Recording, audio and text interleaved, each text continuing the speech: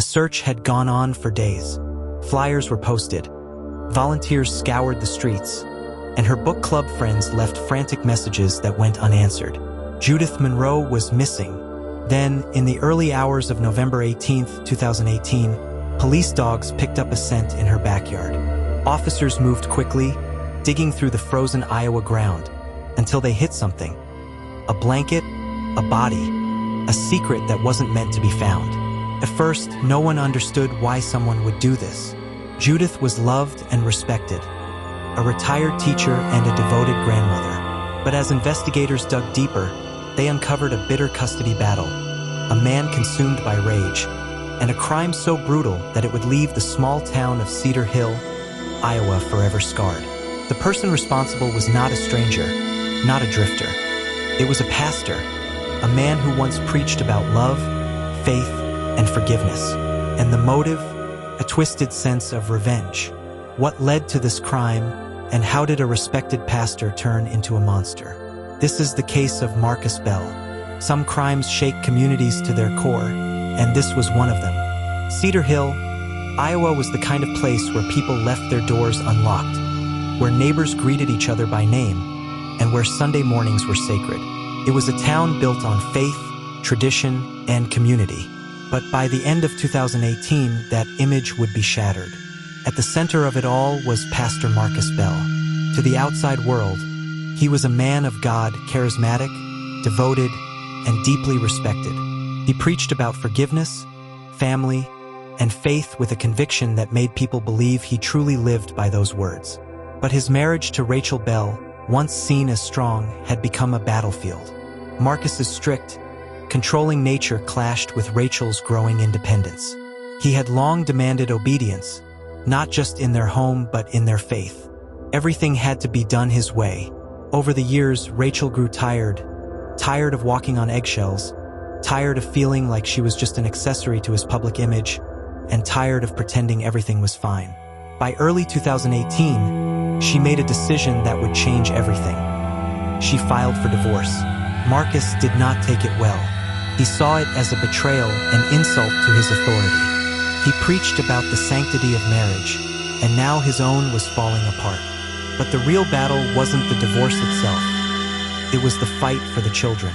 Lily and Noah were the center of their world, and Marcus wasn't about to let them go without a fight. The custody battle became ugly. Marcus used his position in the church to paint Rachel as unstable, claiming she was trying to rip the family apart. But Rachel had something stronger: evidence. She documented his emotional manipulation, his explosive temper, the way he used religion as a weapon in their home. She wasn't fighting alone. Her mother, Judith Monroe, a retired school teacher and fiercely protective parent, stood by her side, providing financial support and emotional strength. Marcus, however, believed Judith was going beyond just supporting her daughter, because Judith wasn't just Rachel's mother. She was also dating Judge Franklin Ward, the very man overseeing the case. The relationship had begun months before the trial, completely unrelated to Marcus. But when he found out, his paranoia exploded. He convinced himself that Judith would use her connection to sway the judge's ruling. The courtroom was packed. Cedar Hill, Iowa wasn't the kind of town where messy divorces made headlines. But when a well-known pastor was fighting for custody of his children, everyone paid attention. Marcus Bell sat rigidly at the plaintiff's table, dressed in a dark suit. Across from him, Rachel sat beside her attorney, calm but visibly drained. This wasn't just a legal battle. It was a war, one Marcus had made sure of. Marcus used every tool at his disposal to make her look like the problem. From the pulpit, he preached about marriage being under attack, about how the devil used weak-minded women to destroy homes. And though he never said her name, the message was clear to his congregation. He was the victim. To the court, it was another story. Rachel's legal team had proof: text messages, emails, voice recordings of his threats and manipulation. They presented evidence of his emotional abuse, how he weaponized faith, belittled her, and controlled every aspect of her life. And then there was Judith. Her testimony was unflinching. She stood in court, looking Marcus in the eye, and told the judge exactly what she thought of him. She called him a fraud, a hypocrite, a man who valued power more than family. Marcus sat there, silent, but inside his rage boiled over. He expected his reputation to protect him, but when the verdict came, it was clear that none of it had worked. Rachel was granted full custody. Marcus was given supervised visits only. The ruling was devastating, but what broke him wasn't the judge's decision. It was who the judge was. Franklin Ward, a man Marcus barely knew until recently. It had started as a rumor, then it became a whisper, and then one evening Marcus saw them together. Judith and Judge Ward, walking out of a restaurant, laughing, holding hands. That was all it took. Marcus's mind twisted the truth into something darker. To him, this was no coincidence. This was personal. He became obsessed with the idea that Judith had secretly worked behind the scenes, pulling strings, sleeping with the judge to destroy his life. And now he had nothing left. His marriage was gone, his children were gone, his reputation was crumbling. But in his mind, there was still a way to take it all back. He just had to make sure the person who took it from him paid the price. The ruling should have been the end of it. Most men, after losing a custody battle, either moved on or fought through the legal system for another chance. But Marcus Bell wasn't most men. He wasn't about to accept humiliation. He wasn't about to let a woman take away his family, and he certainly wasn't about to sit back while Judith Monroe walked free. For the first few weeks after the verdict, Marcus still played the part of the grieving father, the misunderstood victim. He stood at the pulpit, talking about perseverance in the face of injustice, but behind closed doors, he was unraveling. He stopped returning calls. He ignored messages from his congregation. He skipped counseling sessions with his court-appointed supervisor. At night, he sat alone in his darkened house, drinking, staring at the walls, obsessing, replaying the courtroom scene over and over in his mind. But no matter how many times he thought about it, he always came back to one thing: Judith. She was the reason his family was gone. She was the reason his name was dragged through the mud. And now she was with the judge, the man who took his children from him. Marcus convinced himself that this was no accident. Judith had played him. She had plotted against him, and he couldn't let that stand. His obsession turned into action. He started following her. At first, it was small things. He would park a few houses down from her home, watching from his car. Then he began memorizing her routine. She went grocery shopping every Wednesday at 10 a.m. She had book club every Friday night at 7 p.m. She visited the judge's house on Sundays after church. The more he watched, the more his hatred grew. Judith was living her life, smiling, laughing, while he had lost everything. Then one night, sitting in his car, a thought entered his mind. One so dark and undeniable it sent a chill down his spine. There was only one way to fix this. If you're enjoying this story, kindly do us a favor and subscribe to our channel. It is free and won't cost anything, but it means the world to us. We're just a small channel trying to grow. Thank you, and back to the video. November 16th, 2018. Judith Monroe was alone in her house, preparing for her weekly book club. She had no idea that outside, in the cold darkness of Cedar Hill, Iowa, Marcus Bell was waiting. He had watched her all day, circling the block, making sure there were no unexpected visitors. At 6:52 p.m., her porch light flickered on, a sign that she was home alone. At 7:03 p.m., Marcus stepped out of his car and walked to her front door. He rang the doorbell. Judith hesitated before answering. She hadn't seen him in weeks. The last time they spoke had been in court, when she testified against him. She cracked the door open just enough to see his face. Marcus looked different. His eyes were bloodshot, his hair unkempt. He wasn't the polished pastor she once knew. He told her he just wanted to talk, that he needed closure. Judith, despite her instincts, opened the door, and the moment she did, Marcus shoved his way inside and locked it behind him. The confrontation started with words. Marcus accused her of destroying his family, of manipulating the judge, of turning his children against him. Judith didn't back down. She told him his own actions were to blame. That was all it took. Marcus snapped. The attack was brutal, prolonged, and filled with rage. Judith fought back as he forcefully undressed her. She clawed at his face, leaving deep scratches. She kicked and screamed, but no one could hear her. He wasn't delicate about it. He struck her hard and bit her on the breast, then did the unthinkable. By the time it was over, her body lay lifeless on the living room floor. Marcus stood over her, breathing heavily, hands shaking. This was not the plan. He was supposed to scare her, make her suffer. But now he had to clean up his mess. He grabbed a towel and wiped his face, then dragged Judith's body through the back door. The backyard was cold, damp, and quiet. Using nothing but his bare hands and a garden shovel, he dug a shallow grave near the fence. Took him over an hour. By the time he was done, his clothes were covered in dirt and blood. He stood over the grave, staring down at what he had done. Then, without a word, he walked back inside, locked the door behind him, and disappeared into the night. Judith Monroe was gone, but the search for her was only beginning. The next morning, the town of Cedar Hill, Iowa woke up to an unsettling silence. Judith was supposed to be hosting her weekly book club at 7:30 p.m. the night before, but when her friends arrived, they found her house dark, her car parked in the driveway, and no sign of her anywhere. At first, they assumed she had simply gone out or forgotten to send a cancellation notice. But Judith never missed book club. She was the type of person who sent reminders days in advance. Someone whose absence, even for a single night, was unusual. By Saturday afternoon, calls to her phone went straight to voicemail. Her daughter Rachel was the first to sound the alarm, calling everyone she could think of. By evening, she filed an official missing person report. Within hours, the case gained full attention. Judith wasn't just an ordinary woman. She was the mother of a pastor's ex-wife, a known figure in the community, and the partner of Judge Franklin Ward.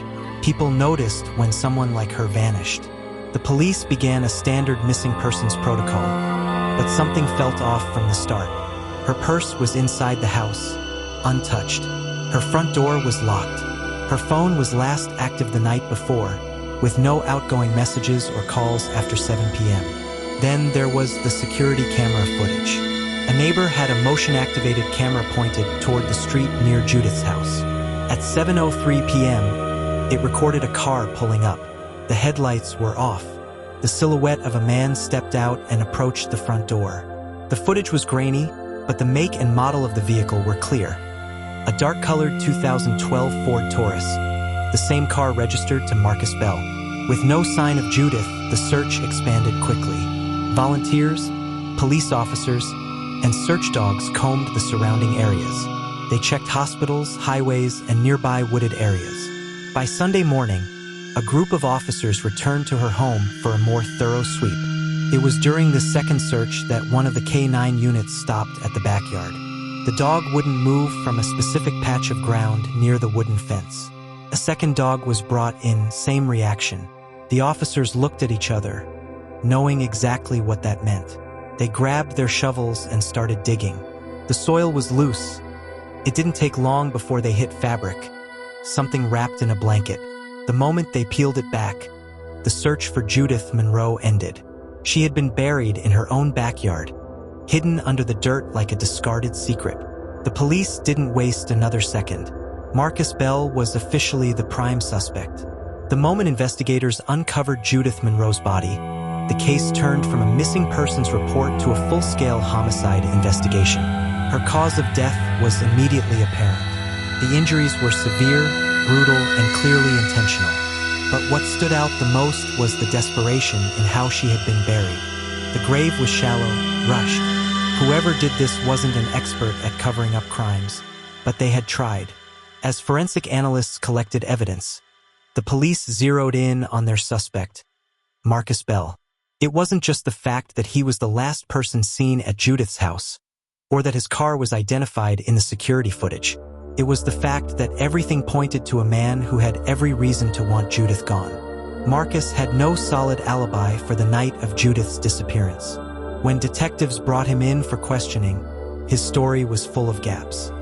He claimed he was at home all night, that he had gone to bed early.